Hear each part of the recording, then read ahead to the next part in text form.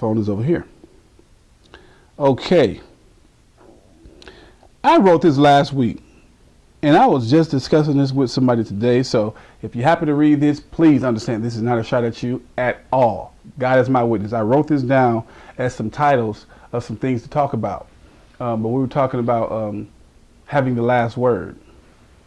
I wrote this down last week about wanting to have the last word. It's a relationship issue. Many people go through it, even not in intimate relationships. You just deal with folks who want the last word. And it just, that is pride. You have to have the last say. They can't say anything that rubs you the wrong way and you walk away from it. Oh no. You're going to let them know. At the end of the day, what did it get? What did it get you? What did you gain off of it? An exhale?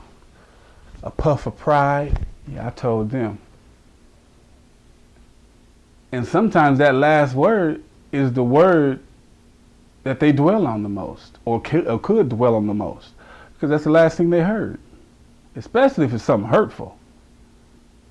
So, wanting to get the last words, sometimes it's just a very foolish thing. I saw a quote the other day that said, the best last word is an apology. And usually it is. Not usually it is, it is. The best last word is an apology. If there were some hurtful things said, let's just say that. So yeah, usually it is. If there were some hurtful things said, the best last words is an apology. And while we're on that, understand that during the argument, it's the heat of the moment. Ain't nobody thinking. Nobody necessarily wants to compromise. Somebody has to be grown up. Somebody has to step in and be mature. Remember this. If you're a couple right now and you're watching this, remember, a soft answer turns away wrath. A soft answer turns away wrath. I don't care what's going on, and if you're calm and it's a soft answer, it can simmer things down to where you can logically speak to each other and get some clarification on what's going on and any resolution that could possibly be made. So, but the last word, that's really what we're focusing on. What is it gonna get you? You can't just let them say what they gotta say and let it be go. No, huff and puff and pride. You the man. You ain't gonna say something without me saying something. You could be a woman full of pride. No, I gotta say my piece. I'm no doormat. Let it go. What are you going to gain off of that? Probably nothing at all. Nothing at all but another jab to their soul or to their spirit. Especially, again, if it's something hurtful. What are you gaining besides hurting the person you're talking to? Hurt people hurt people.